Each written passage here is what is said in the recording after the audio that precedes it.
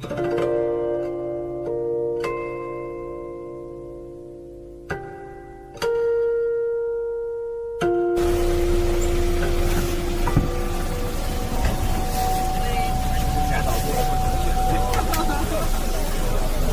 老师，你好，你好，周一啊，第一次见到真人。你好，你好。这是我们的念顺法师。念顺法师，念顺法师是咱们永福寺的住持啊。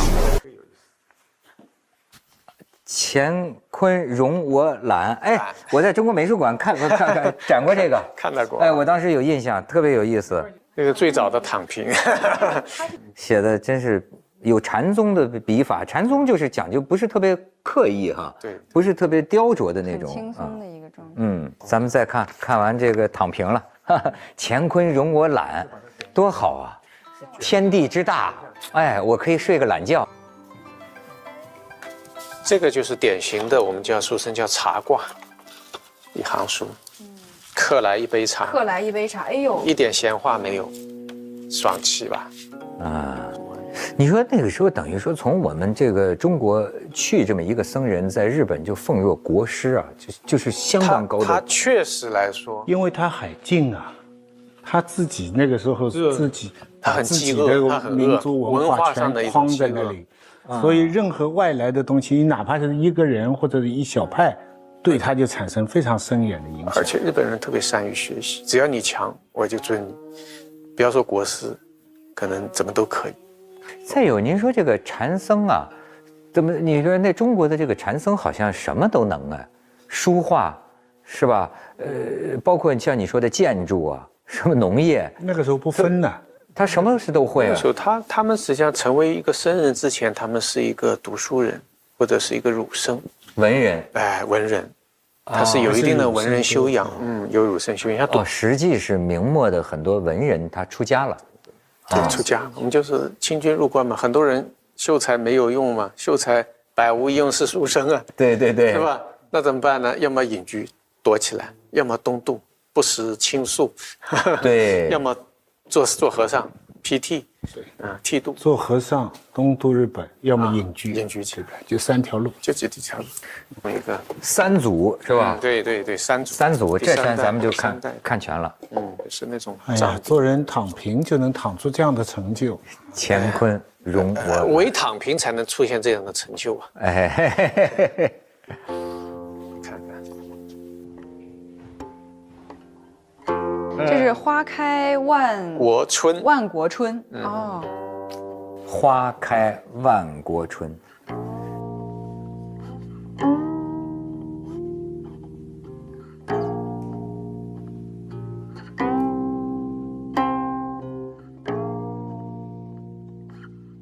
所以说，像刚才呢，您跟老我们说乾坤容我懒，这躺平，我就突然想起来，这法师真是在这儿请教你。你说现在这个年轻人都说什么躺平啊，在你这个僧人比丘看来，这说法靠谱吗？这种说法不靠谱。那么说起来有点有点消极和这种无为的感觉，实际上我觉得躺平是针对现代社会的一种卷，是吧？我不想卷，我就想平，对不对？那它是一种对抗，它实际上也是一种斗争。对。但是你说现在能躺得平的有几个呢？对，他实际上是躺不平的，他只是给自己一个时间空间，让自己想一想，我到底能做什么？我到底想做什么？我到底应该怎么做？把它想明白了再去做。哎呀，念书法这个是我每天在思考的东西，就是您这几个问题啊，可能是不是这个年纪阶段，可能20、30岁，就是困扰自己的，其实就是这几个问题，每天都在想。你想躺吗？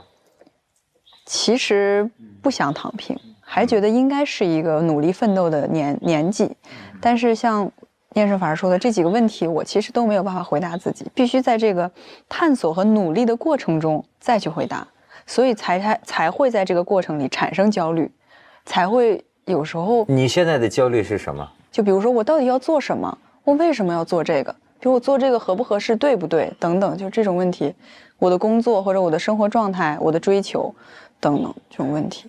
你怀疑你现在做的事儿吗？当下是坚定的，但是对于未来都是未知的，我不确定。我觉得这很正常。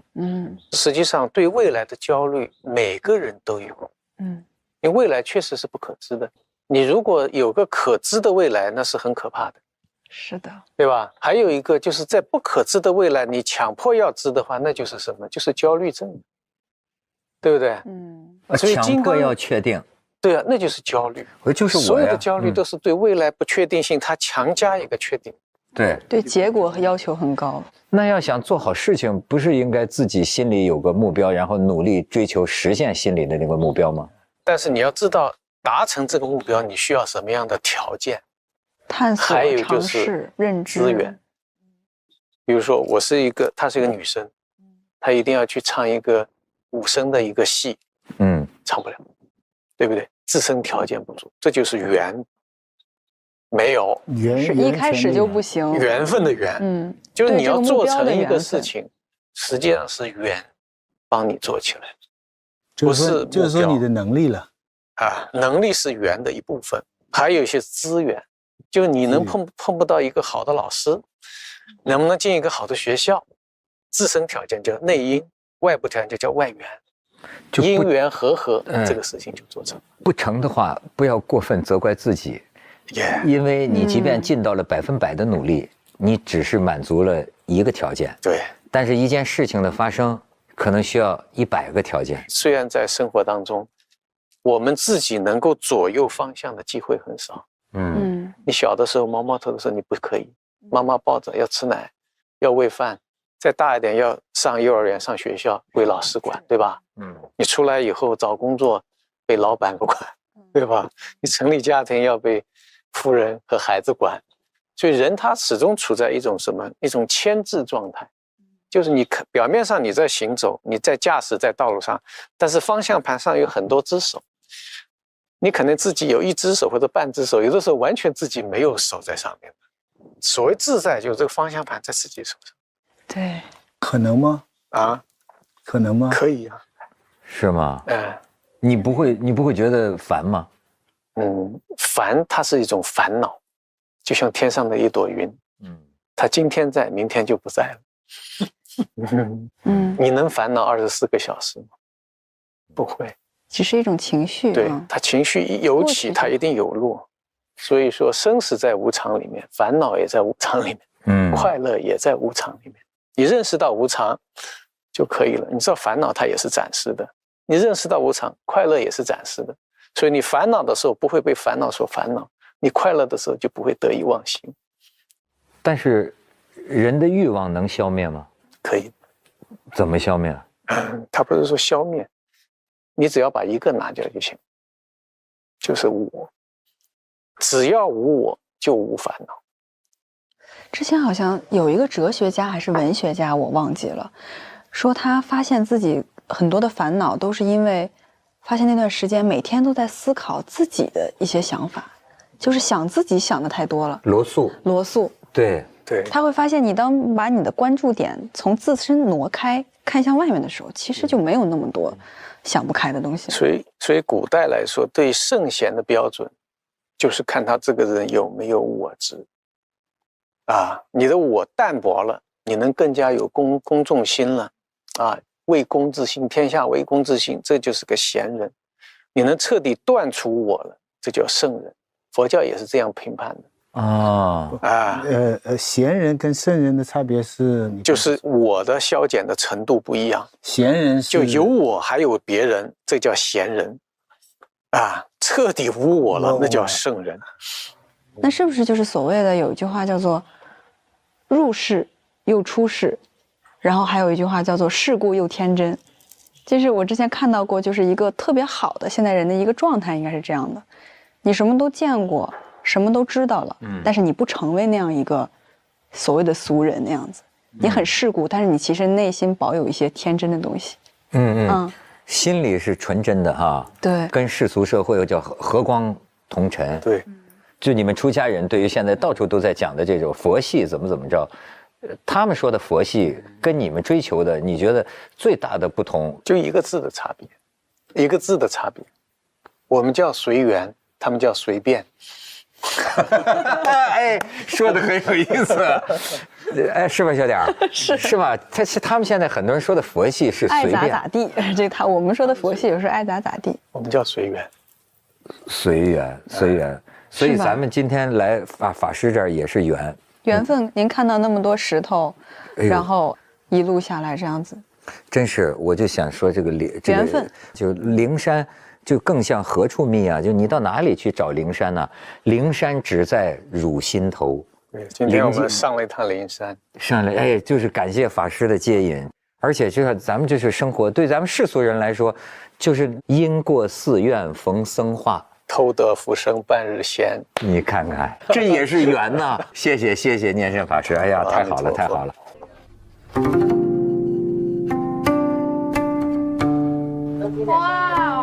哇，太棒了！这里哦，看这也太美了，太漂亮了，这里是。这边有个瀑布，就叫桐柏瀑布，这个瀑布比黄果树的还高。哦，真的是真够高啊！对，空山不见人，但闻瀑布响。哎呀，太对了，是吧？得把这一句抄下来。来，徐老师坐会儿，随便坐会儿。哎呀，他一会儿风一吹，就来。就看到了吗？伟杰，坐这儿。谢谢。多仙气啊，多有仙气啊！您刚才讲跟他们传戒，这个道士要守的基本戒是什么戒？一共有3坛大戒，就是出真戒、终极戒、还有天仙戒。出真戒10戒，一般你们听见都会很难受的啊。终极戒就多一点，300多戒。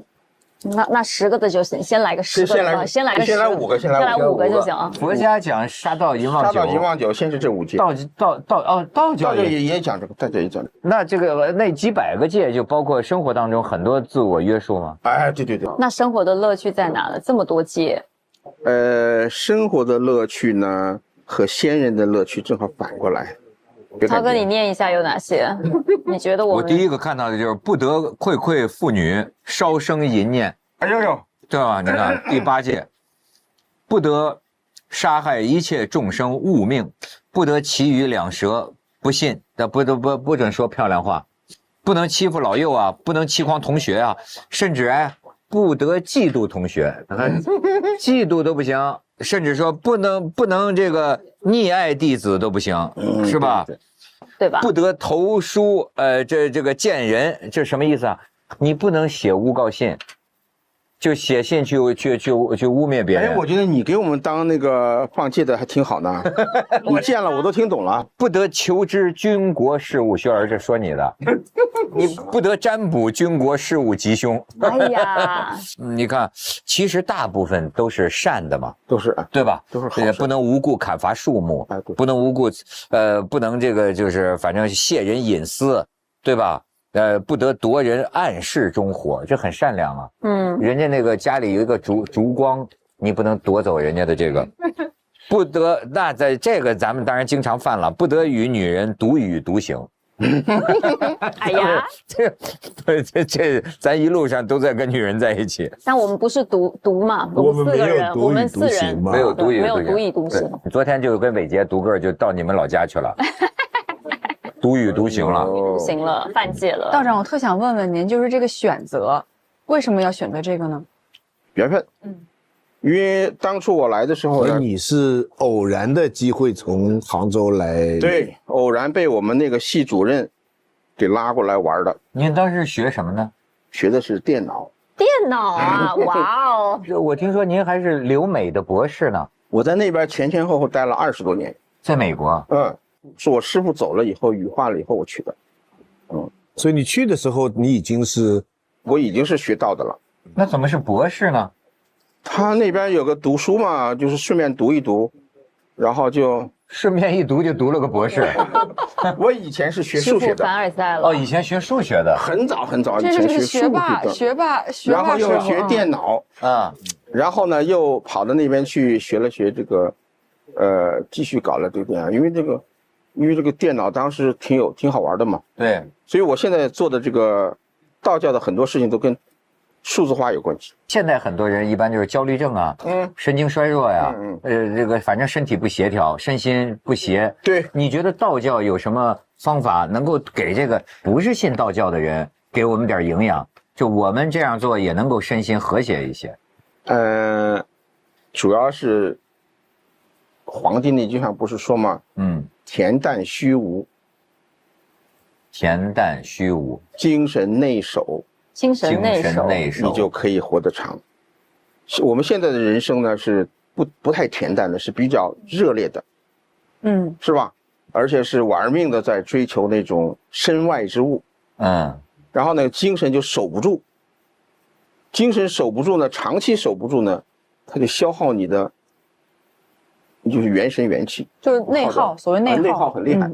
安静内守，内守是好的，是有益于健康的。对对对。你比如说，我好像有一次听一个人，他说啊，怎么样就是不消耗这个元神气？比如说你看风景的时候啊，我们很多时候就注意力啊，就看见哎呀好吸引好吸引，这精神全投射过去了哈。他说你看的时候，你有点觉着要把它含进去。要把眼前这个景色往内含，对了，就往里含在眼睛里头，而不要把这个神看出去。你明白我的意思吗？不要被它吸走。就是他说你看一个东西的时候，好像有点往里含着的劲儿。对对对，就是这个，就是您说的。哎呀，你就已经讲透了。我天机就泄露了，你刚才那2句话是吗？您平常就是这样的。我平常就是尽量不看，看一看差不多拍张照片就得了，行了。哎呀，我们平常太多被周围的东西夺走这个注意力了。对。这个在《黄帝内经》的理论来讲，就是对人的这个精神是精气神是不好的，就是不要太过分的，尤其不能动情。比方说，哎呀，太漂亮了，我都受不了了，那就不行了。哎呀，你说的就是我刚才啊，我看见这景色，我就说，哎呀，我都受不了了。精气神有7种耗费的方法。喜怒忧思悲恐惊，你老琢磨那个事儿，它就会耗神。但是人每天碰到那么多事儿，怎么可能不牵动自己的心情呢？所以我把它改进了一下，就是你完全没有是不行的，多了也不行。所以我说呢，7情6欲的时候，你就把它控制在30秒之内。就是我可以激动，但限30秒。30秒，你比方喜吧，就是伤心的。你可以高兴，不要太高兴了，不要太高兴了，微笑就好了。就是持续最多30秒就停下来，就不要让自己的情绪大起大落，不要使劲的这么下去。简单的快乐，就是微微的快乐就好了。微微的快乐。因为你每次在表达你的情感的时候，你的气就跟着跑了。如果你用你的神呢把它合在一起，不要叫它跑得太快，它慢慢时间长了，它就合在一起。我们叫性命双修嘛。心性和命它是合在一起的。是你们这什么是性，什么是命？性本性就是你的精神，你的一个精神状态，就是你的神识，这都是本性，这是性里边的心性里边的东西。心性。命呢？命呢，就是你的生命的元神元气，元气就是命，元神呢就是我们的性。用现代的话讲，就是把精神跟生理的东西混起来。比方说，人不要太忧郁啦，看问题要清醒啦，等等，这些都是性格上的问题。但是他把它跟人的身体的一些机能混起来调理，我不知道讲的对不对？差不多就是这个意思。就是不要过分的这个情绪推到一个极致。其实每一个天下万物都会这个，只有人是控制不住的。因为人有一种文明的机制，就是把你那个本来是可以差不多就行了的事情，这样给搞到极致去了。人自觉跟动物的不同是，我们有精神可以超脱生理。那他就是要回到，就是说你很多的问题，它就是要跟生理相关，差不多。就是我们为什么道家它跟这个生命特别结合得很紧呢？因为他知道这个生命啊，很不容易。你活个100岁，一般都不太容易了。对呀，你只要别太过分，就问题不大，差不多就行了。这是简单的说。当然内练呢是说你把你的气和元神元气给它合在一起，它有一些方法，像打坐啊，站桩啊，太极拳是最简单的。你在动作的时候很柔和的时候，它的神和气就是合在一起的。比如说你要照西方心理学的来讲，他要问你，就是这个神元神是什么呢？我们这样想可能就比较好办一些啊。就是元神它是先天的，元气也是先天的，但是呢，我们人呢，对先天的东西是没有感觉的，因为你看不见摸不着啊。你要通过修炼，你会发现先天的东西和后天的东西是怎么转换的。因为这个，你一讲到心理学，我就想起来了，这个荣格啊，他是现代心理学的奠基的人。对，荣格为什么会讲到潜意识？他是看了一本道士写的书，搞修炼的，里边讲元神元气。我知道，那本书叫《金花》什么。金花的秘密。金花的秘密。荣格就是在看到一本有人翻译的中国道家的这个书，就是然后呢，因为他就讲这个集体无意识，他就觉得中国道教里边所讲的这个元神呢，有点接近于他所说的这个集体无意识。是。我们叫做人的本性都是一个太极，就是集体无意识，太极无极嘛。首先是收心然后慢慢你就收到你身体里头来了，然后慢慢你会发现，你的身体里头的所有的可以感知的东西，在它前面都有一个原动力。对，就像就是稍传统一点的瑜伽啊，它比如是讲一呼一吸，讲一些体内的觉知。我用语言说出来，大家谁也听不懂，我当时也不懂。但当你练了1年之后，你真的发现你自己能够感受到你的身体的时候，你发现它的每一个字、每一个词说的都很到位。您觉得您每天心情都很平静吗？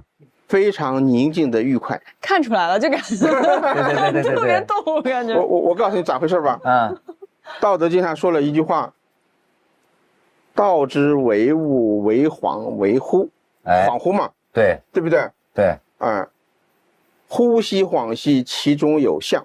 对，就是你看不清，就是他说的没有。然后下面一句话：杳兮明兮，其中有精。其精甚真，就是有一种精华在里头。真，其名不去。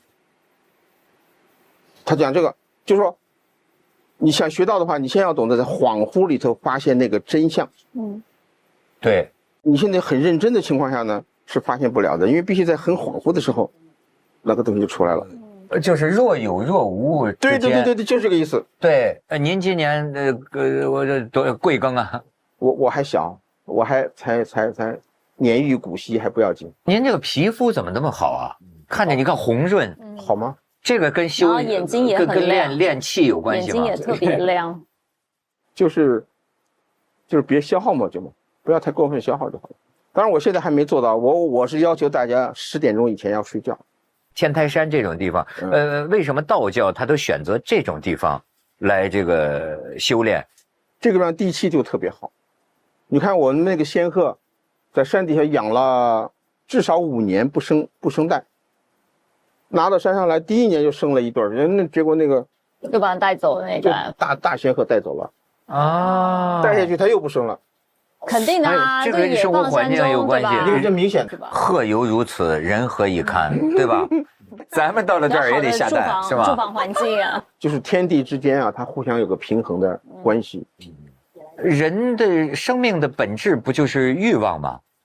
就不要过分嘛，差不多就好了。这个怎么啊？现在我们的文明是很过分的，比方晚上玩，白天玩，整天都在玩，大人玩，小孩都在玩。那太过分了。也不是说不玩，不玩也不行，也要稍微玩一玩，但是别玩得太过头了。你看这个道家跟中国的中庸有关系，对，就是他不是说绝对不能干什么，是要有所节制。如果你把控不住，你特别过分的那个悲伤什么的，你看经常有悲伤的，最后就会死掉了。对对对，那是有，心脏也不行了，对不对？有。也有高兴死的，也有高兴死的，过分狂喜，看世界杯，自己的球队进球了，心梗了。你看，七情六欲都可以使人死的。是现在都得到西方科学研究的证实啊。就是你这个心情过分的，对吧？悲伤，你不睡觉，这免疫能力都下降了。是，就是元神元气合在一起了，你就老是高兴。怎么做呢？你要下点功夫修炼嘛，多睡会儿觉也行嘛。你就多睡觉嘛，他不跟你说你就缺觉，你不用练你就多睡。他还真没说错，像我这个老失眠的，你就多睡就好了，能睡饱一觉，第二天治百病。你可以高兴1个星期，对不对？你只要睡好觉就啥都有了。没错，人家话说的这么简易哎。比方说啊，我见到有人喜欢做事情，对，其实是他的能量他控制不住了。对，因为他就像你能量太多了，烧的，你总要去发泄一下。没错，我就想告诉他一件事情，就是说你做的事情的时候，你要放松一下啊，不就很简单了吗？但是一般来说，我要跟你说放松，你是放松不了的。因为你觉得放松感觉不好，就闲着没事做，是不是？闲着没事很空虚，他挺逗的。就或者放松了，事情会做得不完美。其实没有不完美，其实你已经远远超过完美了，但是你还是觉得不完美。你说就你，所以我们不是现在我们在开发一个山林文明。你实在熬不住了，到山里头歇会儿，躲一躲。所以说很多时候我们竭尽努力去追求去做的事情，其实也有可能是一种自伤哈，在消耗自己。其实，这就是我刚才要说的事情。就是你完全可以非常放松状态下，同样获得同样的效果。你像老鹰飞那么高，不是他使劲儿，他根本没使劲儿，他自己就飞那么高。你叫我们人离地3尺都很困难，还别说飞了，是不是？对，他最自然的状态就是那个劲儿，你就把你最自然的状态表达一下，你就行了。自然说。道法自然，就像咱们背后的这山水一样自然，怪不得您在这儿成仙儿了呢。半仙。你没有不如意的事儿吗？太多了，反正就不想它，不如意的就是放在一边，就算了是吧？就算了。现在雾快散了。你马上就能看见恍兮呼吸其中有象了。哎呦，恍兮呼吸其中有象哎。人刚说了，情绪不能过于激烈。对。30秒，你可以狂吼30秒。30秒。看，恍兮呼吸都来了，这就是恍兮呼吸，哇，太美了，太漂亮了，太美了，我的天！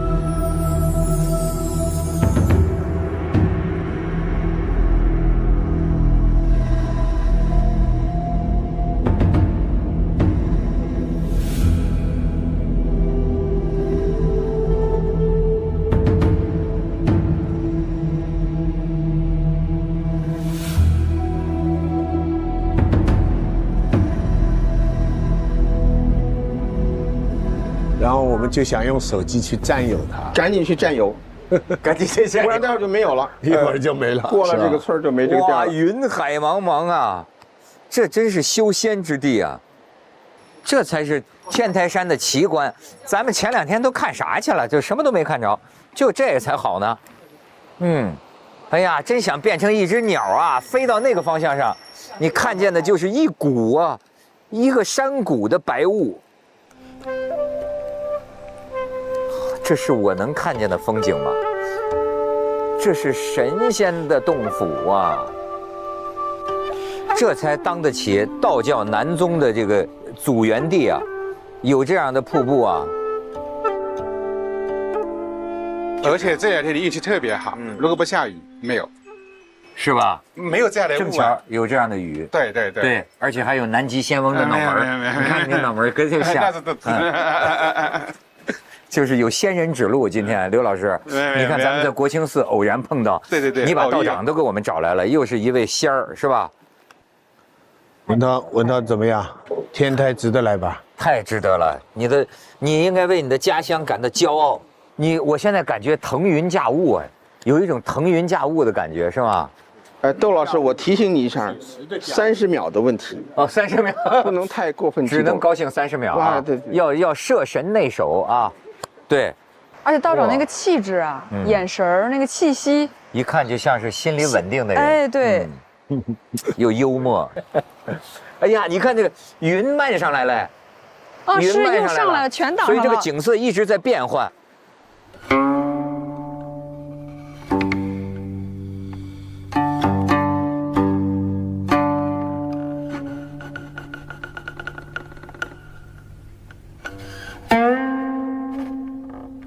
不虚此行啊，徐老师，这不虚此行了吧？而且他天台真是没什么宣传，人家并不知道天台山有这么大的。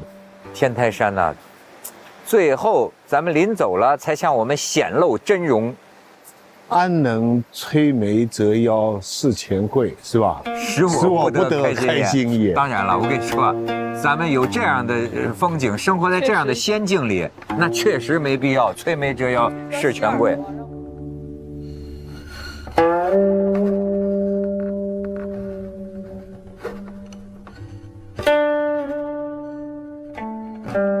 行，那行，我们小点伟杰上车了。哎呦，你看白日太阳多好啊！对，这就是元神。元神，哎，我刚才就想到，这就是元神。你看它透力多强，哎，你看一团白光。对，这就是元神，你练就练出来这个东西啊。就是你感觉它有个明日，把你身心都照彻，就一下子就照透了。睡够了就好了。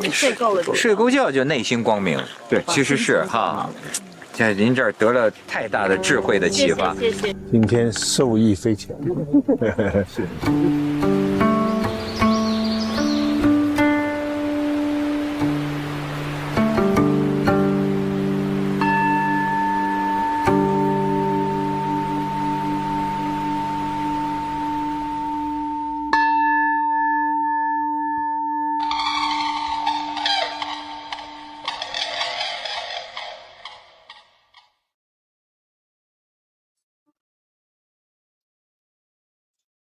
你看，咱们现在就是在方广寺，就是石梁飞瀑，就旁边，所以你现在还能听见这个水声。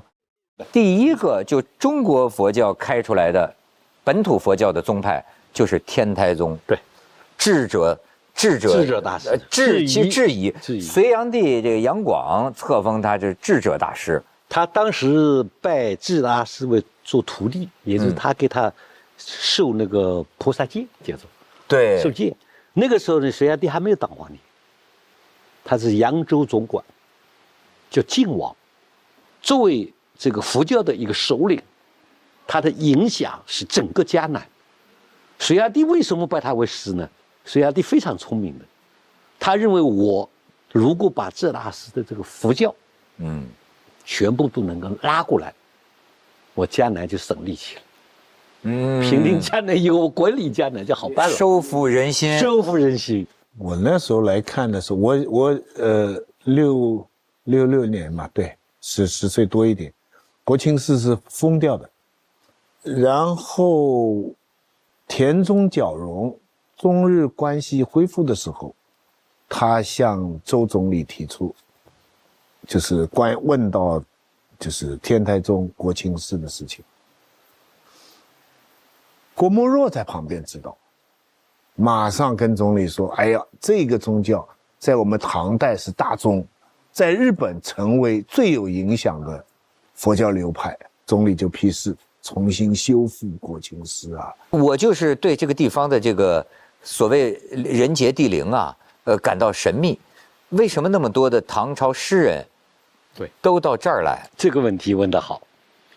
现在呢，正好很热门。叫什么唐诗之路？当年你天台山是蛮荒之地，唐代的天台山是什么样？满山都是毒蛇猛兽，不像现在这样。他为什么千里迢迢这么困难，他要跑到天台山来干嘛？对，大唐时期，不像我们现在，国内2座山是最有名的，终南山，陕西的终南山，就挨着长安。对，那个时候终南隐士，后来就出了一个成语叫终南捷径。对，什么叫终南捷径？终南捷径就是当官的捷径。你只要去一趟终南山，在那混个1-2年，一出来就到朝廷当官。第2座山就是天台山，就是天台山。你不愿意在尘世界，你不愿意当官，你什么都不想去设计，为了自己这种心灵上的安逸，你看透了人世界的一切，你就跑天台山来待。为什么这么多人有才，你老是来找我做嘉宾？就是我有气场，天台山的气场。没错，哎，徐老师就是有气场。你有这个气场。我自己不知道，是天台山里有一个人叫司马承祯，这个人是大唐盛世下3个皇帝的老师。高道，他是文学、画工、这个冶金，他全懂。其实当时你像这李约瑟这个中国科技史啊，他等于他就觉得中国的道教里边其实有中国的这种原始科学的很多萌芽，炼丹嘛，对吧？说到李约瑟挺有意思的，他把天台山描述成什么，你知道吗？东方的耶路撒冷。你说到我就想起来了，圣地。这里一个哲学的问题。说白了就是对人的终极关怀，佛教也一样，道教也一样，对，甚至儒家也一样。儒家关于人的死的问题，他就说人固有一死，或轻于鸿毛，或重于泰山，这是儒家的生死观。佛门人到这个世界来是受苦来的，娑婆世界。如果你早日立好了，早日往生极乐世界，他不跟你说长寿的。但是道教不一样。道教的口号很干脆，我就是不死，长生。对，我就要长命，我就是要成仙。所以说，鲁迅都说，懂得道教就懂中国，懂得道教就懂得中国大半。那么这样一来，武则天觉得这个道教也不能荒废掉，他想来想去找到天台山，司马承祯，他下了一个诏书，把那个司马承祯都弄到长安去了，这样他就给他一个相当的荣耀跟地位。让他在长安的官场里头啊，跟他们打交道。这个司马承祯在长安组了一个群，因为我们现在说手机这个微信组群一样，微信群那时候叫什么呢？仙宗10友，仙宗10个人，大唐朝廷里头1顶1的高手，像贺知章，这10个都是大唐当时的朝廷里头精英分子，在他们的倡导下，天台山。那是了不得，就是一个仙山，就是这个智者大师啊，这个临终前啊，就是这个给这个隋炀帝写这个遗书，这个遗书里就有这个意思，希望这个皇帝啊护持这个佛教，而且不是有那句著名的话叫什么？事若成，国即清，后来就叫国清。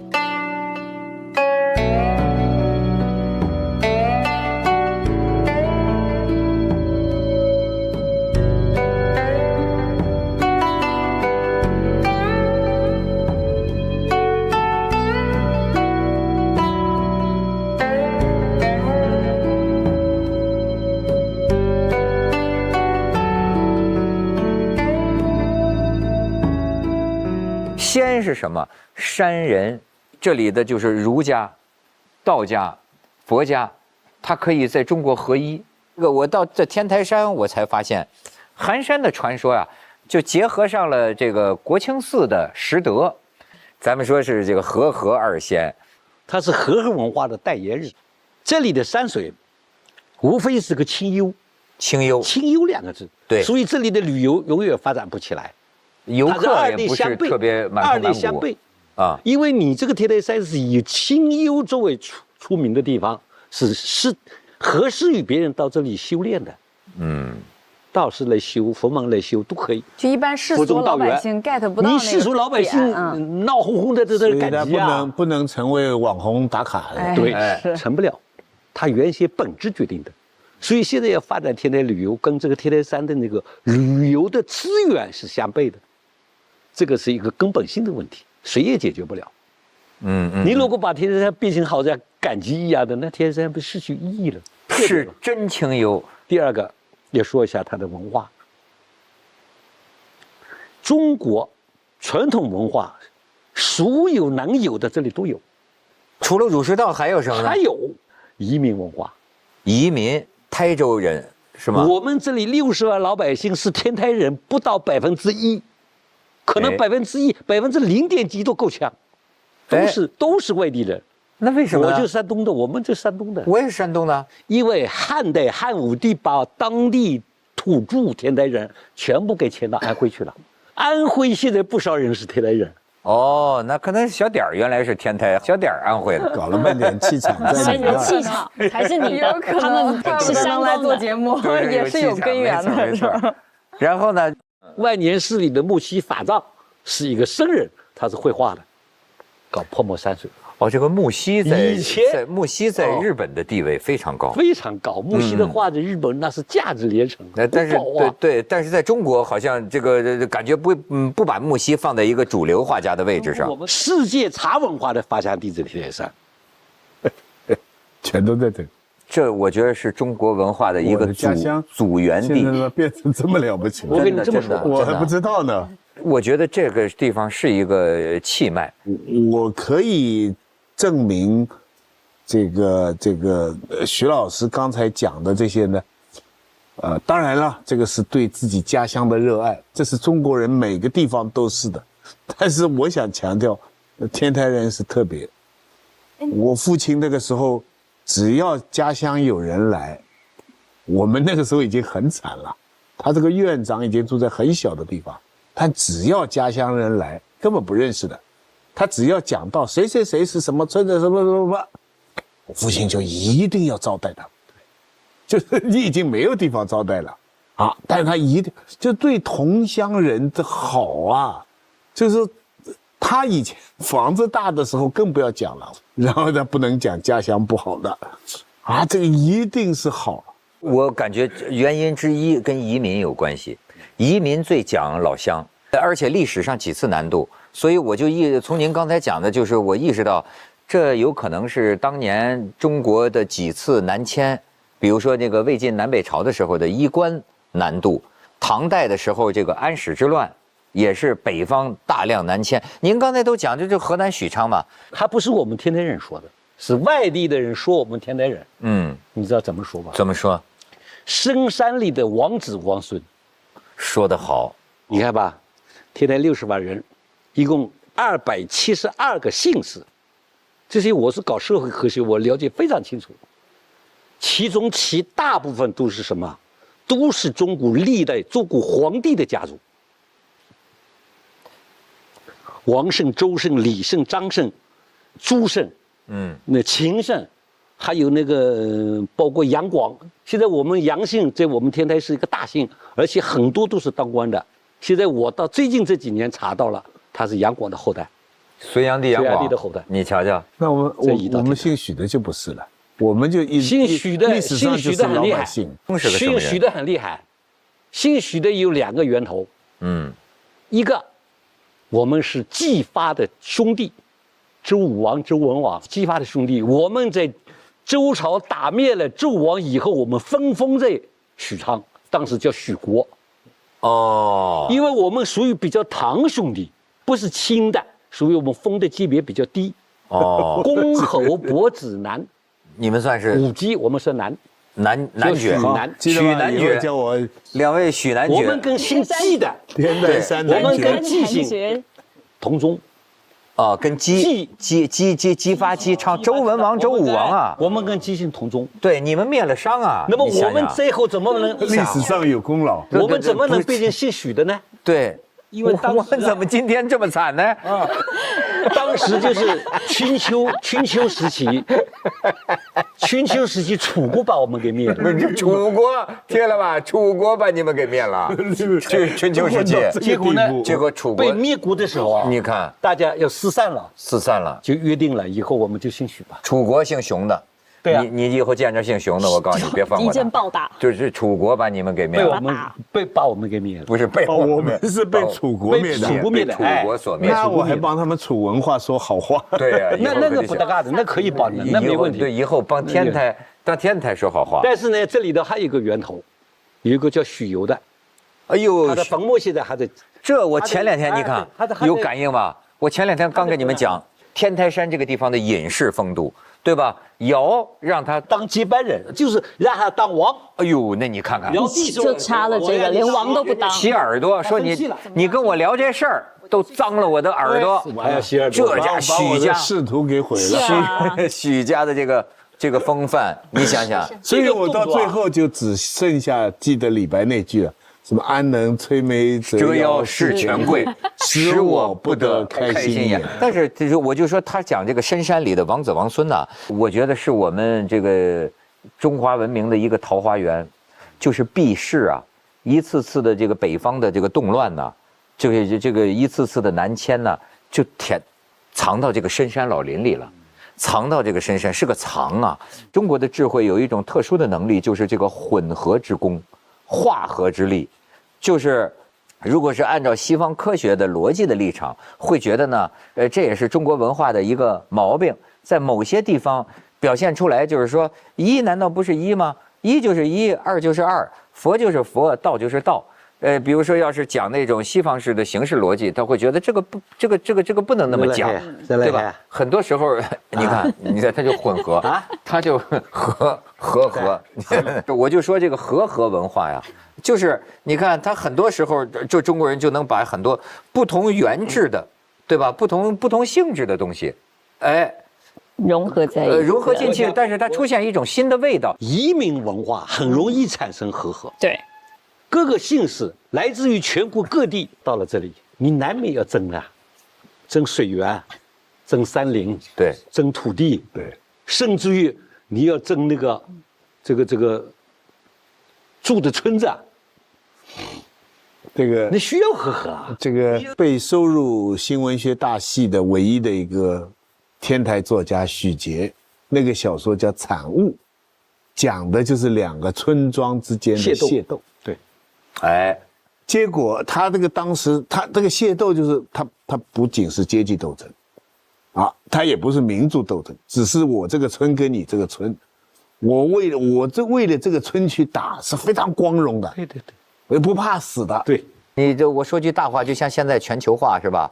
确实是我们跟各个国家无比的接近了，所以就最需要咱们这个和，应该请咱们徐老聊聊，就到石梁瀑布来看看。对，结果徐老听到之后，赶快到石梁瀑布洗耳朵去了，是吧？